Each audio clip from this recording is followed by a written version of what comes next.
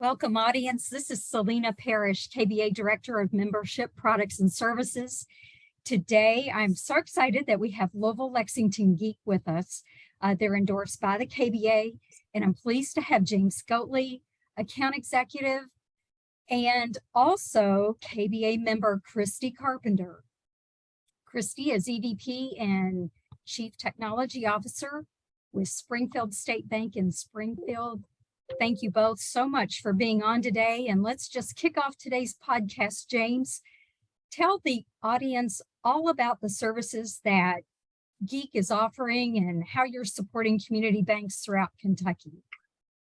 Sure, Selena. I want to dive into a few things that have been hot topics within the community banks that I've spoke with over the last few years. But first, I wanted to thank you and Josh and the team at the KBA for all the great work that you do, not only with the member banks, but also within our community. We've been impacted a lot recently with disasters and things like that. So seeing you all step up is really great, and I appreciate that. And of course, I'm joined here with Christy. Any excuse I can get to make it to Springfield, I definitely enjoy meeting with her and her team. But as it relates to some of the services that we provide member banks, I thought I would start by really focusing in on some of those topics that are brought to me when I meet with those member banks. First and foremost, I would say staffing. It's a big concern across the landscape here in Kentucky, whether it's a lack of resources or maybe a bank has resources, but they don't have the appropriate bandwidth to spend on the strategic projects that they need. So they might need to outsource that to a third party. So that's an area where LouisvilleLexington Geeks 24/7 IT managed services really comes into play. Now, that is something that's scalable from the smallest banks in Kentucky to the largest. It really just depends on their environment. And how we typically approach that type of engagement is really coming in and sitting down with the bank, learning about their personnel, their IT operations, and their cybersecurity posture. Those three things really play into being able to customize an offering that makes sense for the bank. The second topic is going to come as no surprise.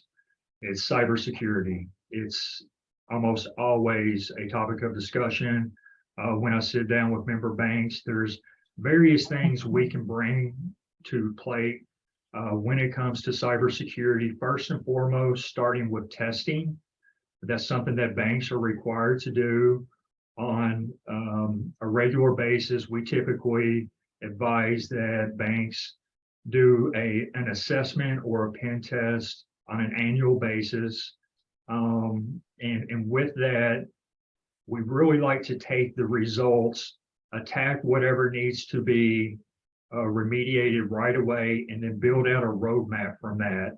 So they have the ability to plan in their next budget cycle for things that are coming down the road, while also keeping in mind that regulatory guidelines are constantly changing. So really adhering to those as well, and making sure that the bank is equipped and that we can bring the proper solution into fold. Outside of the testing that typically takes place on an annual basis, really 24/7 security monitoring has been a big topic of late. There's not many banks that are able to staff 24/7, and we know that hackers don't sleep. So having what they refer to as eyes on glass, meaning people behind a computer 24/7 monitoring the bank's environment is very important. And then being able to also ingest that information from a Louisville Geek standpoint so that we can remediate those issues as soon as possible to make sure that attack windows as small as possible is very, very important. So staffing and cybersecurity are two things that really are coming up on a regular basis that LouisvilleLexington Geek has the ability to help member banks with. That's wonderful, James. And thank you for pointing out the fact that Louisville-Lexington Geek, you can support banks of all size. And that's so important to us when we're endorsing companies. We love to know that the company that we have endorsed can take care of any and all of our KBA members. And so thank you for that. And Christy, tell us how James and his team are making your life easier there at Springfield State Bank. Well, Selena, we've been an in-house bank for 22 years, and that alone puts us at higher risk for attacks and our data at risk. So, we have to go to extra measures to make sure our information is very secure. And we've always tried to do that. In the beginning, we tried to do that in-house and manage our own network, and we did really good for several years, but there was always that fear that, there's going to be something come up that's going to be above our training, above our capabilities, and we felt like we needed a layer of support. However, a community bank can't really afford to have an engineer on staff. Definitely. So, we started out with a different company, and it was just a package deal. This is managed network services. It's going to cost you this much money, no matter what your size is, or if you use it much or not. And it was very expensive, but it wasn't tailored to us like we thought it would be, or we hoped it would be, but it seemed like that was all that was available to us. And as you know, for a community bank, economy of scale is a big deal these days. We need to be able to buy just what we need in order to be able to be a profitable bank. And so that one didn't work out so well. And as we were looking for a better solution, we went with another company that seemed to be a better fit. And but pretty soon they stopped offering that service, and we found Louisville Geek. And I had worked with James before when he worked for a former employer, and was so thrilled to know that that's where he worked now. And I said, well, I'll come to Louisville Geek if James can be our account rep. Because great. He's always worked so well with our staff. And what I love about Louisville Geek is it was a la carte. I said, I don't need the whole buffet. I just want the salad bar, Yes. But at some point, if I need the whole buffet, I want to be able to turn up the volume and have access to that and pay as we go. And so they tailored that. And we worked with the pricing until it made sense for both of us. And once we got their system set up, my staff absolutely loves Louisville Geek. When I ask them, who's your favorite vendor that we work with, they're in the top 3. And their responsiveness is just amazing. When you call, you speak with a person. You don't leave a message and just hope they call back. We have relationships with the people that work there, and there's no more fear of something's going to happen that's going to be out of our control, because they have a whole team of engineers that are at our beck and call. During COVID, when I thought, what if my IT staff get COVID and can't come in? Well, that's not a problem, because if we need passwords reset or we need something configured, we can just call into Louisville Geek, and they come down on our system and they take care of everything. They keep us up to date on the patches and things we need for our routers and our whole configuration. They do have eyes on the glass 24/7, because sometimes I get a phone call at 3 o'clock in the morning. If we've had an electrical storm and our power goes out and they lose connection, it's like, uh-oh, something's going on. What's going on at the bank? And I instantly know, what's going on, and it's okay. And but it's just so good to know that Big Brother's watching over us. And we've had exams and audits, and when they look at the way we're using Louisville Geek, they're always very complimentary of our system and our security.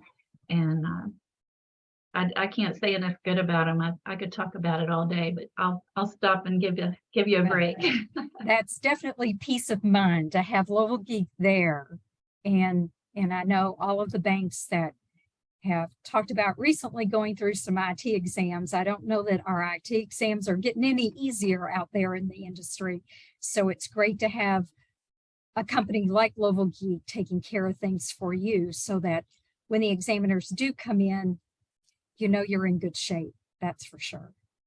And James, how are you keeping the banks up to date on when, like Christy and her team, are you doing training with them, or is there constant communications with the banks that are clients with Louisville Geek? I would say as it relates to Christy and her team here, it's constant communication. So like all of our clients, we want to keep them up to speed on what's going on in the world around us, especially from a cybersecurity standpoint. So we do look to educate as much as possible. That being said, not everything's going to be applicable for the given bank. They might not have a certain system that could be vulnerable in their network. They might outsource something to the cloud that they don't have to worry about. There's so many various examples of ways that things could be mitigated from a cybersecurity standpoint, but we feel that it's important to go on and educate our clients regardless, because even if it doesn't affect their bank, they all have family members who work at other organizations. They can share that information with them. We think that that's just the best approach, just to continuously educate. Now, from a solution standpoint, there are certain solutions out there that do social awareness training and things of that nature that a lot of our banks have tapped into. We believe strongly in continuous cyber training. From an end user perspective, a term that's commonly thrown out is the end user is the weakest link a lot of times within an organization. So we want to equip Christy and her team with as much knowledge as possible, and then hopes that filters down to their end users and they can stay up and up from a cybersecurity standpoint and as educated as possible. Definitely. And I know recently Arctic Wolf joined KBA as an associate member, and I think LouisvilleLexington Geek has a relationship with Arctic Wolf.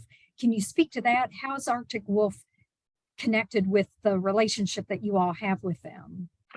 Great partnership so far. Very excited about bringing in Arctic Wolf as a strategic partner of ours.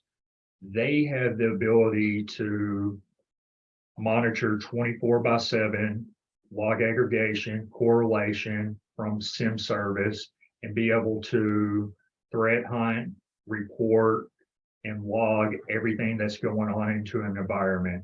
Now, our relationship with them takes it an extra step because we can ingest all that information near real time into our SOC, and we have our engineers that if, let's say, a vulnerability is spotted, they can instantaneously start to work on that. So again, as I mentioned earlier, what we look to do from a cyber standpoint is to minimize that attack window as much as possible.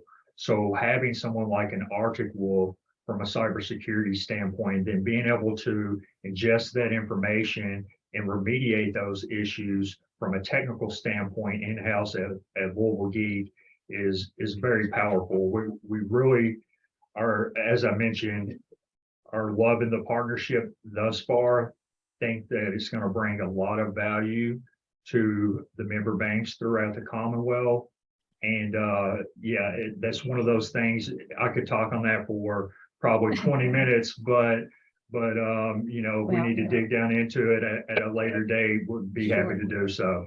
Well, and I know that's where we are working with LouisvilleLexington Geek to roll out an October webinar. So we'll be announcing that to the membership here soon. And I know Arctic Wolf is going to be involved in that. So thank you for giving me an update on all the connection there with Arctic Wolf. And Christy, from your standpoint, for community banks out here in Kentucky who may not have the support like you have from Louisville Geek, how would you suggest that other KBA members look at their systems and reach out to Louisville Geek for assistance as far as any specific hot button that you think could get that relationship started?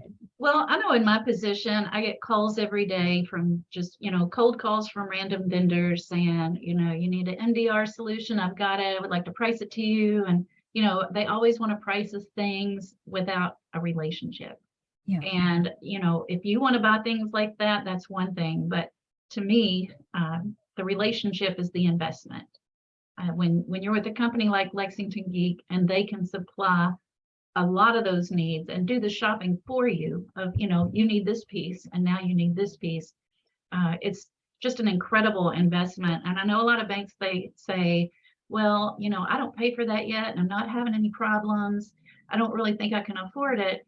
The most recent UBPR listed Springfield State Bank as the #1 bank in our efficiency ratio. So Wonderful. you can manage things in a way that you can't afford not to have this. When you use a lot of different vendors for a lot of different things, you can run into problems and you have multiple contracts, but we love this one relationship with Louisville Geek that supplies so many things for us. And I know that when I need something new or I want to look at something additional, I can shoot James a text and he gets right back to me. He sets up meetings and demos with my team, and I know I can trust that solution. They've proven it over and over again what a valuable vendor they are to us. And I don't recommend vendors that I don't believe in, because I know for me as a community banker, and our efficiency is so important to me, that that relationship is everything. Money well spent means everything right now. For community banks, we're not having the income like we used to have, and so to be profitable, we have to manage our expenses. But this is one place that is such an investment, such a smart investment for any community bank. You can start small and just build your program with them as you go. I would say just stick your toe in the water and give them a chance. And I just know that you'll be glad you did. Yes, definitely a great suggestion. It's like you say, just tipping the toe in the water, and with it being a la carte like that, that's where it's so good that banks have that flexibility to make it fit into what their needs are at the bank. And James, can you speak to ransomware? I know as I'm out traveling around the state visiting with member banks, I know there seems to be conversations with all the news that we read on ransomware. Have you all encountered any situations with ransomware in Kentucky? Sure. I have, luckily not with any of the banking clients that I work with, but That's good. I do work with other organizations that have had ransomware attacks in the past. And in those two scenarios, because there was a lack in the organization of any type of regulatory guidelines pushing cybersecurity was almost an afterthought. Even though it's something I'm passionate about, organizations, they have a limited budget and they have areas that they need to spend money. Unfortunately, in these two scenarios, they didn't invest like they should have in cybersecurity. We would like to think that if they had taken some of the steps that we see a lot of banks take already in Kentucky, and I'm mainly alluding to the two things I mentioned earlier about periodic testing and 24/7 monitoring.